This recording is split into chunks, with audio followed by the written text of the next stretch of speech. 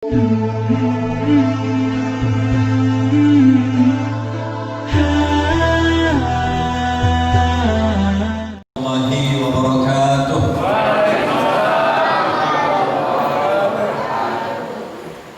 hamdalillah wa syukrulillah wassalatu wassalamu ala rasulillah. Asyhadu an la ilaha illallah wa asyhadu anna Muhammadan abduhu wa rasuluh.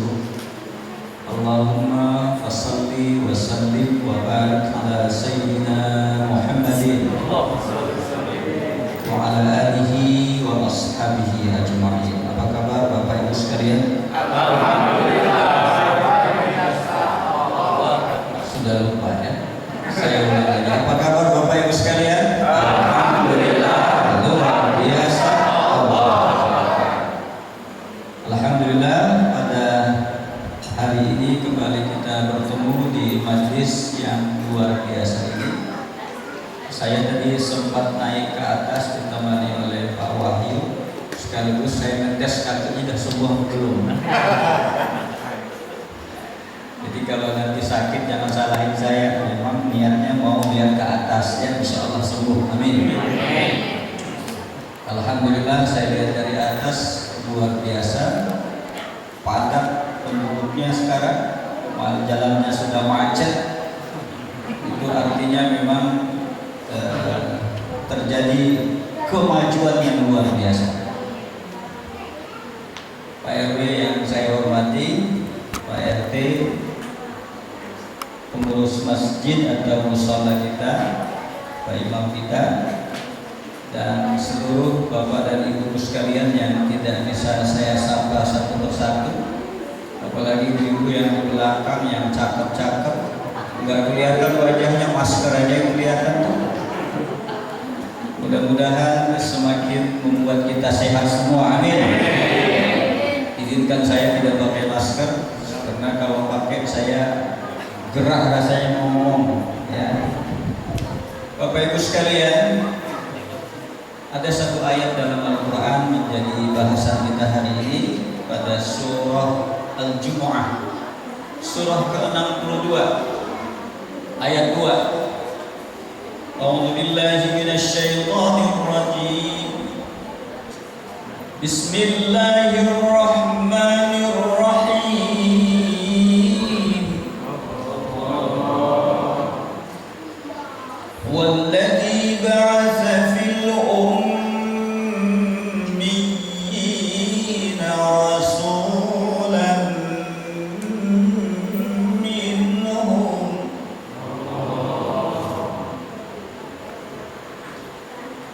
والذي بعث فيهم رسولا والذي بعث في الأميين رسولا منهم يتلو عليهم آياته ويزكيهم ويعلمهم الكتاب والحكمة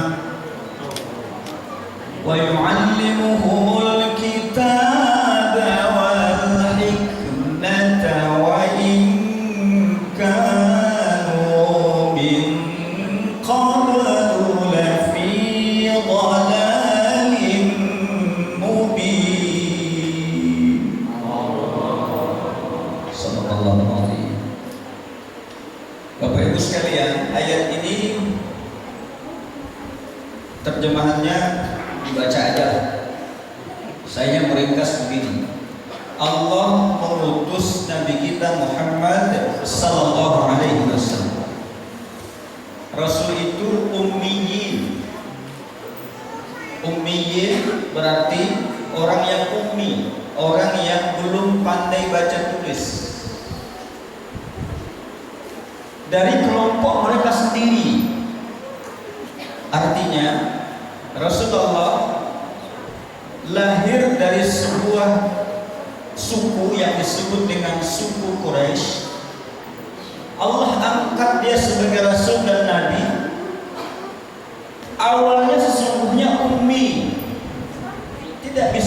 membaca, tidak bisa menulis. Tetapi tugas Rasul itu luar biasa. Tugasnya luar biasa.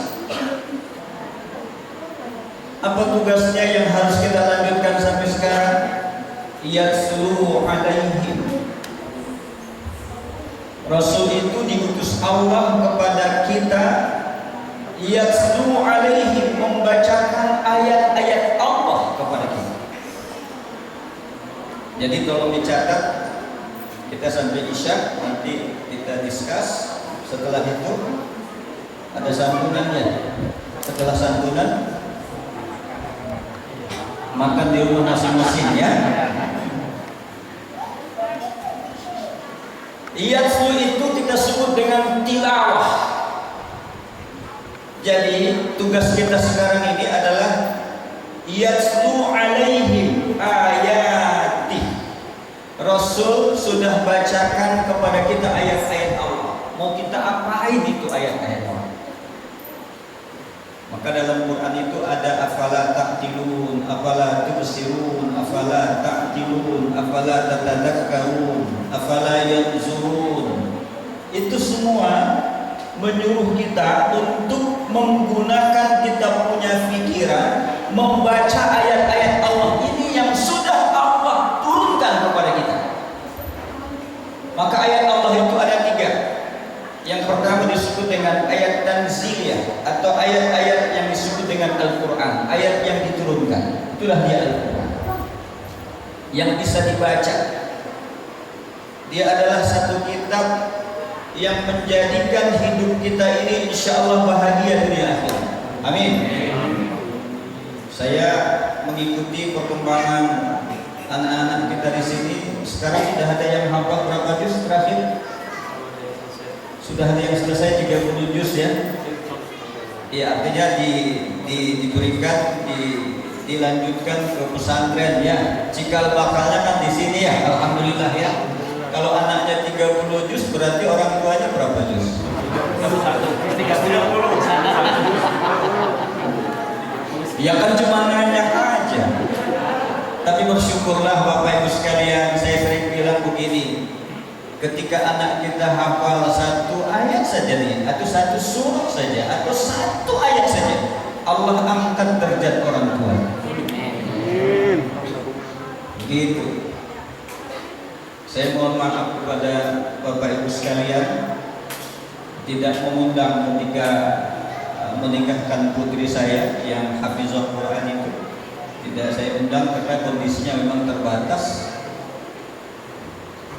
Ketika itu saya merasakan melepas seseorang yang kita didik, kemudian kita lepas kepada orang lain itu berat sekali. Dari situ saya memaknai bahwa seorang anak wanita itu kata Rasul beratnya seperti 2 bukit Uhud di pundak kita. Pak RW berapa anak perempuan? Perempuannya 2. 2 ya. Berarti 4 bukit Uhud. Makanya agak berat jalannya. Tapi begitu kita nikahkan, angkah tukar. Ya kan? Aku nikahkan. Kemudian mantu kita menjawab, qabil tu aku terima. Itu beban yang 2 bukit Uhud pindah ke mantu kita. Makanya kelihatan yang istrinya 1 berarti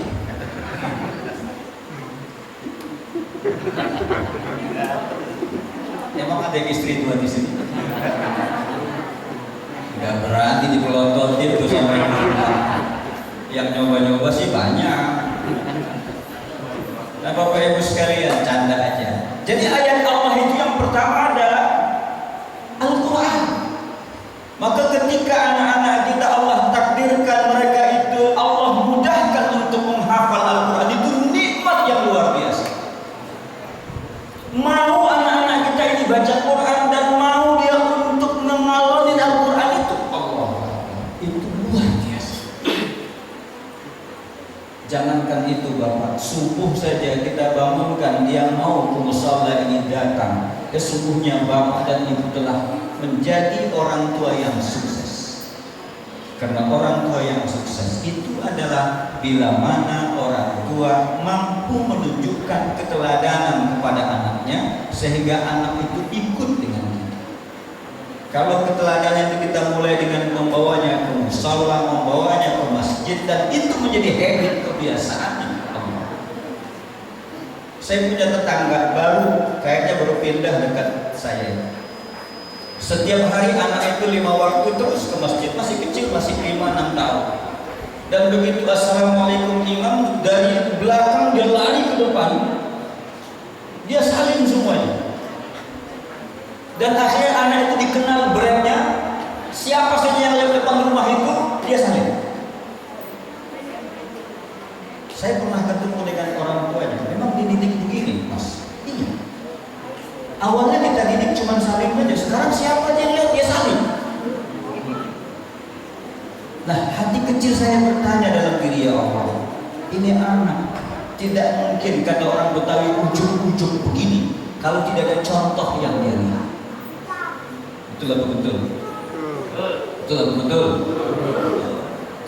Maka ayat Allah Al-Quran itu, jika itu kita wariskan kepada generasi kita, Allah bahagia kita insyaallah. Amin. Ya. Yang kedua, ayat Allah itu adalah yang disebut dengan ayat kauniyah, yang ada ini pandemik. Ini ayat Allah, saudaraku. Sudah capek kita bicara soal pandemik itu. Itu ayat Allah. Ada di antara kita yang nggak percaya, ada yang percaya, ada yang ketakutan sama sekali, ada memang tidak takut sama sekali. Tapi saya berharap kita ini masuk pada kerangka waspada. Saya jujur saja, bapak mertua saya sudah 9 hari di ruang isolasi di Medan. Besok saya pulang pagi. Ketika ada kasih kabar kepada saya oleh adik, dia bilang begini, Bang, kelihatannya sakit. Saya bilang bawa ke rumah sakit. Sampai di rumah sakit langsung diisolasi. Mereka semua bilang begini, nggak mungkin kena corona, kenapa langsung diisolasi? Saya bilang begini, salah satu ciri di mana kita ikhlas itu adalah berikan itu kepada ahlinya. Maka ketika ahlinya menyebut itu adalah terpapar, monggo saja silakan. Tetapi yang paling menyakitkan itu sebenarnya bukan saya yang ngomong tadi, mereka yang menyaksikan itu. Karena begitu mau diisolasi itu ada tanda tangan. Begitu sudah diisolasi sampai kepada wafatnya bertemu di pinggir kubur saja. Itu luar biasa. Saya bilang sudah. Saya nggak bisa ngomong lagi. Saya bilang up to you, terserah. Bagi saya semua sudah ada ketentuan dari Allah. Alhamdulillah sudah hari ke-10 semalam sudah bisa pulih kembali, dan mudah-mudahan dengan doa kita semua Allah angkat penyakitnya, Allah sembuhkan. Jangan diangkat saja, kalau diangkat bisa mati. Orang mati diangkat penyakitnya selesai, meninggal. Jadi bahasanya diangkat dan disembuhkan, itu baru. Koreksi. Kita kan sering bilang diangkat penyakitnya, jangan mau diangkat dan disembuhin. Kalau diangkat bisa dead. Diangkat dan disembuhkan. Maka doanya Allahumma Rabban nas ishfi, sembuhkan. Bukan irfa, bukan angkat, tapi sembuh. Jadi pandemi ini ayat Allah. Senang atau tidak senang, percaya apa tidak percaya, ini sudah menjadi melanda dunia. Saya harusnya Ramadan kemarin itu full, 1 bulan itu harusnya di luar. Karena November tahun lalu saya berangkat, kemudian Maretnya berangkat lagi. Pulang sudah wajib pakai masker. Begitu pemeriksaan di bandara itu sudah wajib pakai masker. Saya tanya-tanya, ini ada apa? Kata mereka, di sini sudah harus pakai masker. Kemudian apa namanya? Seleksinya luar biasa. Sampai sepatu itu semua diperiksa. Takut. Begitu pulang ke Indonesia, saya lihat orang Indonesia santai-santai,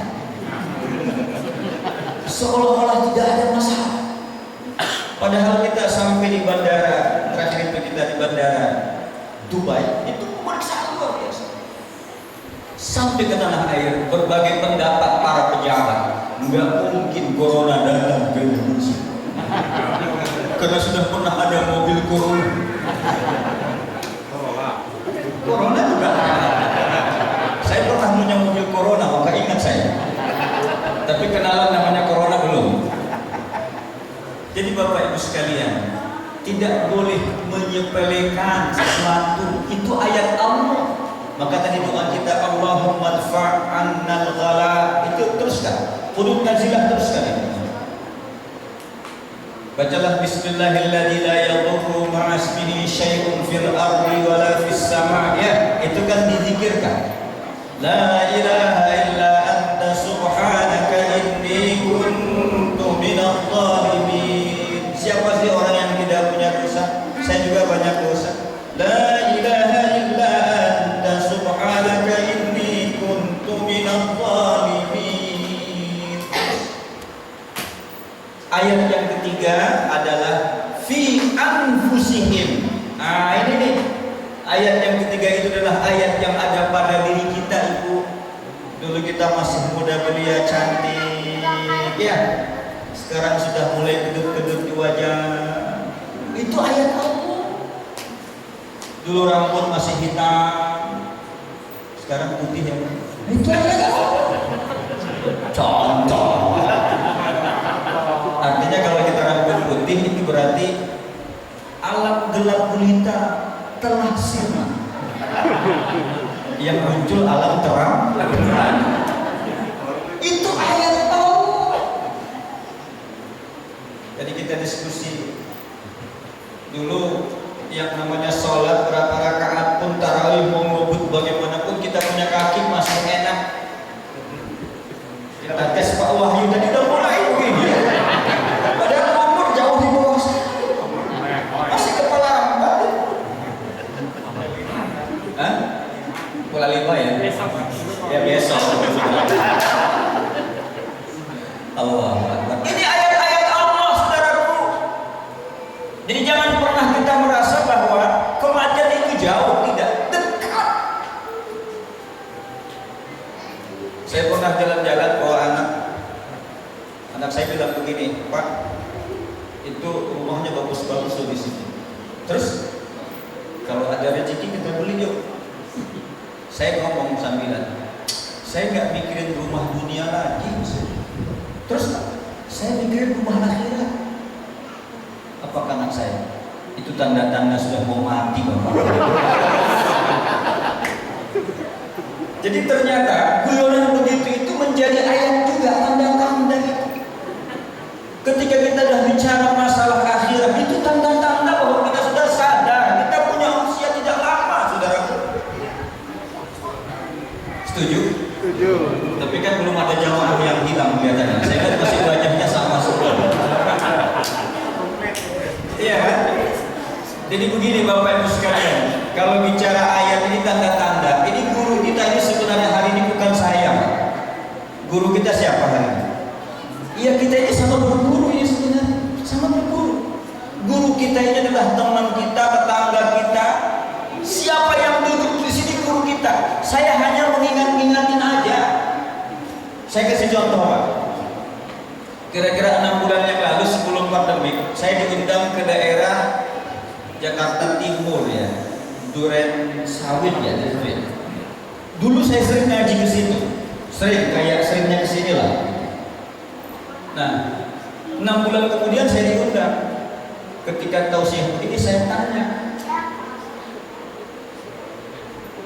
Pak, saya bilang, itu yang biasa duduk di pojok itu di mana sekarang?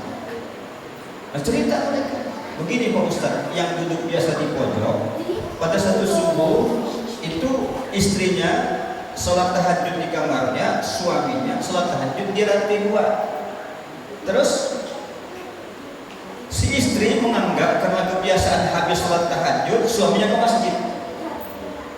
Si istri masak atau ke belakang ke dapur. Hari itu si istri tenang-tenang saja di rumah, menganggap suaminya ke masjid. Jam 6 suami belum pulang. Sementara di masjid tidak ada kajian subuh. Akhirnya si istri nyusul ke masjid. Lihat masjid kosong. Ditanya pengurus masjid, "Mbak, Pak, ada nggak suami saya kesini tadi subuh?" Orang masjid bilang begini, "Iya, kita juga heran kok Bapak kenapa nggak ke masjid?" Baru terbetik dalam dirinya, tentu ada apa-apa. Dia lari ke lantai 2, dia lihat suaminya sudah dalam keadaan sujud dan wafat. Itu cerita yang bagus. Itu guru juga bagi kita. Maka besok lihat Pak yang biasa ke masjid, tunggu pagi-pagi belum, coba dicek ya. Ya kalau wafatnya begitu kan bagus ya. Kemudian saya tanya lagi, yang biasa di sana yang sering nanya itu, kalau yang sering nanya begini Pak Kiai, dia pergi sama keluarga ke puncak. Begitu pulang dari puncak, mereka mampir di sebuah rest area, sholat asar. Terus begitu habis sholat, wafat di sini. Bagus banget ya. Makanya hati-hati yang sering nanya, hati-hati ya. Jadi gak mau nanya.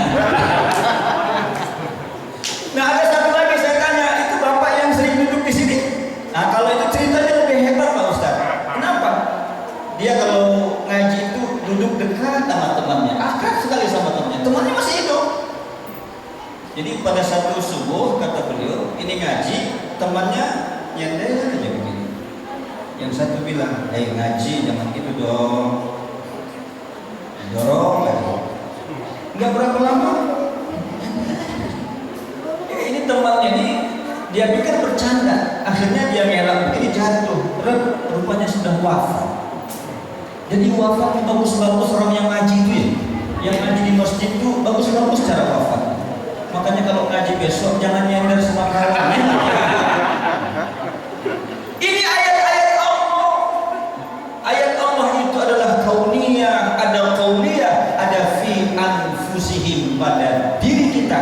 Karena itu hari ini kita ngaji ini bahagian dari membicarakan ayat-ayat Allah. Ada azannya? Saya lanjutkan dikit. Yang kedua adalah wa yuzakkihim. Rasulullah SAW mengajarkan kita untuk wa yuzakkihim, mensucikan kita punya diri. Sering kita mendengar dengan tazkiyatun nafs, mensucikan kita punya diri. Kalau harta itu disucikan dengan zakat. Makanya ada ayat Allah, khudh min amwalihim sadaqah tuzakki tutahhiruhum wa tuzakkihim biha. Ambil kamulah dari harta kamu itu zakat. Sedekah bermakna zakat. Untuk apa? Tutahhiruhum, mensucikan kamu punya, membersihkan kamu punya harta. Wa tuzakkihim, dan mensucikan kamu punya jiwa. Maka kata Rasul sallallahu alaihi wasallam, salah satu yang akan terjadi keanehan di akhir zaman, atau salah satu yang membuat sebuah negeri itu diguncang oleh bencana, apabila orang-orang muslim, orang-orang yang mengatakan beriman kepada Allah, menganggap zakat itu beban dalam hidupnya. Zakat itu bukan beban, zakat itu kewajiban, dan itu kita berikan adalah karena di situ ada hak orang lain. Makanya zakat itu tuzakkihim, tutahhiruhum wa tuzakkihim, membersihkan kita punya harta. Bersih itu harta. Wa tuzakkihim, membersihkan kamu punya hati. Ternyata memberi itu berat sekali. Berat. Saya bulan yang lalu diundang ke daerah untuk menyaksikan penyerahan tanah wakaf sekaligus satu bangunan yang dia serahkan untuk kepentingan organisasi. Saya diundang. Saya tanya, berapa meter? 800 meter. dibangun di atasnya 2 lantai kayak begini dengan perencanaan 4 lantai, sekolah tahfiz Al-Quran. Saya bilang siapa yang membangun? Itu orangnya. Saya datangin orang. Kalau lihat profilnya dia kebayang dia orang kaya. Kemudian besoknya saya diundang ke tempat beliau. Dia tidak mau ditemui di rumahnya, tapi ditemui di kampusnya. Yang kampusnya itu bangunannya 68 miliar, 86 miliar. 6 lantai dengan luasnya hampir lebih kurang 5.000 meter itu penuh. Semua fasilitas. Dia pengusaha kopi yang dia bertukar dari pengusaha kopi menjadi seorang yang membangun lembaga pendidikan. Saya tanya ke beliau, kenapa? Saya bilang, kenapa abang bangunkan tanpa ada pamrih di sini? Jawabannya yang luar biasa. Itu bahagian kecil dari upaya saya untuk mendapatkan kunci keberkahan dari Allah. Karena itu malam ini kita berbagi dengan anak-anak kita. Ya, terima kasih Bapak Ibu sekalian. Ini bahagian dari tutahhiruhum wa tuzakkihim, mensucikan. Saya mau nanya nih, kalau besok Pak RW dipromosikan, amin. Amin. Amin. Kira-kira kita ini ada nggak yang mau sujud syukur? Diberitakan nih, alhamdulillah Pak RW dipromosikan, langsung sujud syukur. Allahu Akbar, terima kasih Allah, saudaraku engkau promosikan. Ditanya orang, kenapa ente sujud syukur? Setidaknya saya bersyukur saudara saya Allah berikan nikmat. Itu bahagian dari tuzaki. Bu, ada tetangga beli mobil baru. Kira-kira ibu sujud syukur atau kepanasan, Bu?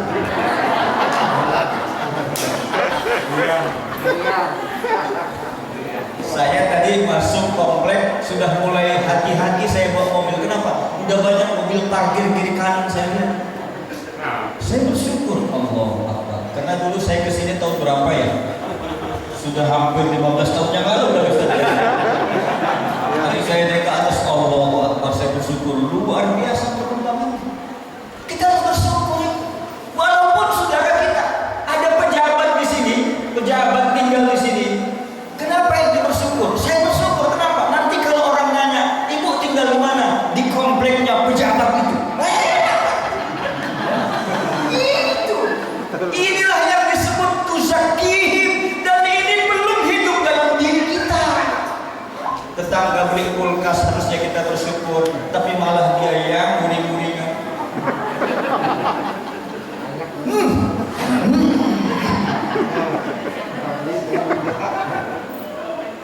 Malah ada yang nggak kerja dia bilang, alhamdulillah syukurin. Ada teman nih, aduh ya Allah. Ini ayat. Saya jujur begini Pak, saya lihatin sama kita Pak, sama. Saya sejak bulan 3, 4, 5, 6, 7, 8, 9, 10, 9 sekarang ya, udah 9. Saya jujur saja lebih banyak di rumah.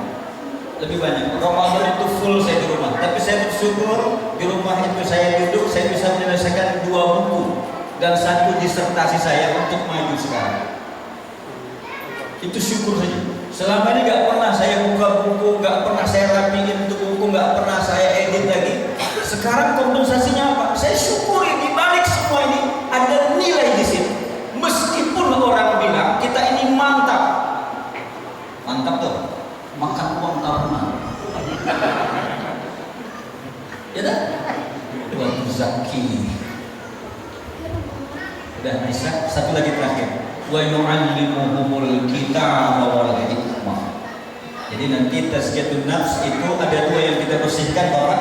Membersihkan kita punya hati itu pribadi insya Allah, tapi yang paling berat tuzakihim itu membersihkan lingkungan. Wah, ini berat. Membersihkan lingkungan itu paling berat. Kita sudah bagus, keluarga kita bagus, apakah tetangga kita mendukung kebagusan semua itu? Ini Pak RW berat itu. Karena beliau tidak hanya membersihkan dia punya diri dan keluarga, tapi bagaimana mengayomi orang lain. Berat Pak, menjadi pemimpin itu berat. Saya ditanya oleh kawan-kawan, Ustaz, bersedia tidak untuk maju dalam sebuah kompetisi pemilihan begitu? Saya bilang jangan bahasanya maju, karena kalau jadi imam itu bukan menyorongkan dirinya jadi imam, tidak. Tapi oranglah yang mendorongnya menjadi imam, betul nggak? Betul? Saya sering bilang, saya daripada jadi imam, saya lebih bagus jadi Bilal. Sering saya sebut di sini. Bilal itu pahalanya gede, resiko gak banyak. Kalau imam itu pahalanya biasa-biasa saja, risikonya berat. Tapi kayaknya orang berebut sekali jadi pemimpin ya. Apalagi mau pilkada sekarang, berebut minta surat dukungan. Ya Allah, ya itu wa tuzakkihim. Ayolah. Yang terakhir wa yu'allimuhumul kitaba wal hikmah. Yang ketiga adalah ta'lim. Jadi hidup kita hari ini, kalau ingin kita mengikuti apa yang Rasul sudah sampaikan kepada kita, baca ini ayat Allah, ayat yang terjadi di sekitar kita, ayat yang terjadi dalam diri kita, ayat yang pasti Al-Quran. Yang kedua, bersihkan kita punya hati, bersihkan kita punya diri, bersihkan kita punya lingkungan. Dan yang ketiga, rawatlah itu semua dengan ta'lim. Ta'lim, apa yang ditaklimkan? Al-hikmah. Al-hikmah itu apa? Berpikir secara sistemik dan sistematis. Itu bahasa kerennya begitu. Berpikirnya itu sistemik dan sistematis, bukan sporadis. Makanya saya bersyukur ada beberapa orang yang saya tegur di grup tausiah saya, kalau dia nyeleneh gitu saya japri, tolong ini tausiah tidak ada kaitan dengan ini. Saya ingatkan sekali, 2 kali, 3 kali enggak juga. Kita awal saja dari situ. Kenapa? Karena kita kepengen dia itu harus mengambil hikmah dari semuanya. Jadi kalau ada media, kemudian kita terima, kemudian kita forward lagi tanpa kita saring, menurut saya dia tidak mengambil hikmah, tidak berpikir sistemik dan sistematis. Apalagi yang mengirim itu tidak dikenal orangnya. Hati-hati nih, ya. Karena itu Bapak Ibu sekalian, saya ingin mengatakan 3 hal ini yang kita hidupkan. Mudah-mudahan dengan 3 hal ini nanti kita diskusikan ke depan setelah sholat Isya. Yang pertama tadi apa? Tilawah, kita banyak membaca. Yang kedua, tazkiyatun nafs, kita bersihkan kita punya diri. Dan yang ketiga apa? Ta'lim. Ta'lim itu nanti ujungnya adalah adab. Kalau ta'lim itu ngajar, tapi ujungnya harus adab. Adab itu apa? Adab itu begini, akhlak dan adab. Akhlak itu begini. Ada orang tua lewat nih, mau nyebrang jalan. Oke, mau nyebrang. Kira-kira tega nggak kita melepas orang tua itu nyebrang? Nggak tega kan? Spontan kita ambil atau kita pegang tangannya, kita bantu nyebranginnya. Betul nggak? Itu akhlak. Akhlak itu apa? Sikap atau respon terhadap sesuatu tanpa pamrih, itu akhlak. Itu namanya akhlak mahmudah, akhlak yang terpuji. Maaf, ada tunanetra mau nyebrang, kita langsung bantu, itu akhlak. Ketika Bapak ngisi mobil, bensin atau apalah namanya, Bapak langsung turun dari pintu mobil, kemudian nyamperin itu orang yang isi bensin, itu akhlak namanya. Kebanyakan kita kan buka pintu 100 dari 0 ya Pak. Menurut saya kita sombong. Begitu dia turun, dia ajak cakap-cakap dikit lah, kata orang Malaysia, ajak cakap-cakap lah. Itu namanya kita menghargai dia punya profesi. Itu namanya kita berakhlak. Kebiasaan itu, kebiasaan baik itu kita biasakan. Itu namanya adab. Makanya negara kita ini ada dasarnya Pancasila. Sila pertama, ketuhanan yang Maha Esa. Yang kedua, kemanusiaan yang adil dan beradab. Jadi maknanya itu orang Indonesia itu harusnya kebiasaan baiknya itu dibiasakan tanpa pamrih. Dia tidak sekedar berakhlak saja tapi sudah beradab. Maka tujuan pendidikan kita harusnya adalah menjadikan anak didik kita adalah yang beradab. Gitu. Baik Bapak Ibu sekalian, kita cukupkan dulu. Nanti setelah ini kalau ada yang bertanya silakan, jangan trauma karena saya sebut yang bertanya tadi ada yang meninggal, jangan trauma ya. Diwakilin semua. Diwakili. Mudah-mudahan ada manfaatnya. Kita tutup dulu untuk sholat isya. Subhanallahumma wa bihamdika asyhadu an la ilaha illa anta